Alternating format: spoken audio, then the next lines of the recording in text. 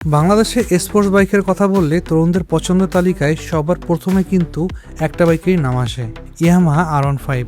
2008 সালের প্রথম বাজারে আসার পর থেকে ভার্সন 2, ভার্সন 3 এবং ভার্সন 4 প্রতিটা ভার্সনই তরুণদের মন জয় করেছে এই বাইক।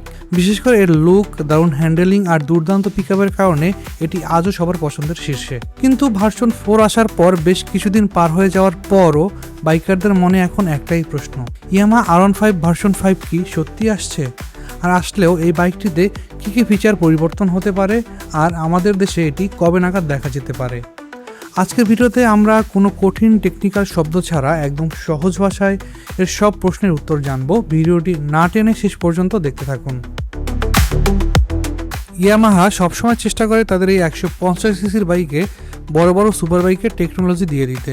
R15 ভার্সন 5-এ আমরা যে প্রধান তিনটি পরিবর্তন দেখতে পারি তার মধ্যে প্রথমটি হচ্ছে কালারফুল TFT ডিসপ্লে ও নেভিগেশন। ভার্সন 4-এ সাদা কালো ডিজিটাল মিটার থাকলেও অনেকের একটা আক্ষেপ ছিল।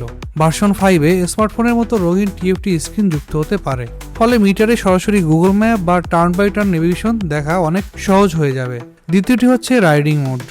বৃষ্টিতে বা খারাপ রাস্তায় চালানোর সময় রাইডারদের সেফটির জন্য এতে বিভিন্ন রাইডিং মোড দেওয়া হতে পারে। এতে বাইকের স্পিড ও থ্রটল রেসপন্স প্রয়োজন অনুযায়ী নিজে থেকেই অ্যাডজাস্ট হয়ে যাবে। আর 3 নম্বর হচ্ছে ডিজাইন ও অ্যারোডাইনামিক বডি। অ্যারোডাইনামিক ডিজাইন এবং হেডলাইট সেকশনে একটু পরিবর্তন করা হতে পারে, যা বাইককে দেখতে আরও অ্যাগ্রেসিভ এবং চমৎকার একটি স্পোর্টি লুক দিবে। অনেকে জানতে চান ইঞ্জিন কি আরও বড় বা শক্তিশালী হবে? সহজ উত্তর হলো না। ইঞ্জিন কিন্তু সেই চেনা ও বিশ্বস্ত 155 সিসির VVA ইঞ্জিনই থাকবে। তবে ইয়ামাহা এবার ইঞ্জিনকে আরও রিফাইন করবে যাতে বাইক চালানোর সময় কোনো ভাইব্রেশন না পাওয়া যায় এবং গিয়ার শিফটিং আরও স্মুথ হবে। আর একটা কমন প্রশ্ন হচ্ছে মাইলেজ কেমন পাওয়া যাবে? R15 বাইকের একটা বড় প্লাস পয়েন্ট হলো স্পোর্টস বাইক হওয়া সত্ত্বেও এটি দারুণ মাইলেজ দেয়। R15 ভার্সন 5-এও আমরা প্রতি লিটারে 40 থেকে 45 কিলোমিটারের মতো পারফেক্ট মাইলেজ আশা করতেই পারি। রাইডিং পজিশন নিয়ে যদি বলি, ভার্সন 3 বা ভার্সন 4 চালিয়ে যাদের পিঠে বা হাতে ব্যথা হতো, ভার্সন 5-এর হ্যান্ডেলবার এবং সিটিং পজিশনে হালকা পরিবর্তন এনে এটিকে রাইডারদের জন্য আরেকটু কমফোর্টেবল বা আরামদায়ক করার চেষ্টা করা হতে পারে।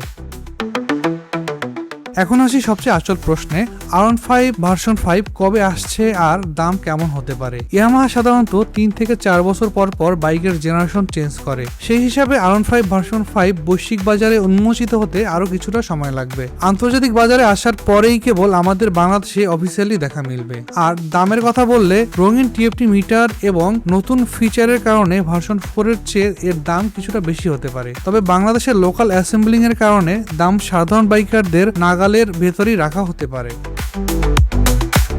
সব মিলে বলা যায় R15 ভার্সন 5 বাজারে এলে স্পোর্টস বাইকের সেগমেন্টে এটি আবার নতুন চমক নিয়ে আসবে। আপনার কি মনে হয় R15 ভার্সন 5-এ ইয়ামাহার আর কি কি পরিবর্তন করা উচিত? আপনার মতামত নিচে কমেন্ট করে অবশ্যই জানাবেন। বাইকের এমন সহজ, সুন্দর এবং বিভিন্ন আপডেট পেতে চ্যানেলটি এখনই সাবস্ক্রাইব করে রাখুন। দেখা হবে পরে কোনো ভিডিওতে। সবাই হেলমেট পরে সাবধানে বাইক চালাবেন। আল্লাহ হাফেজ।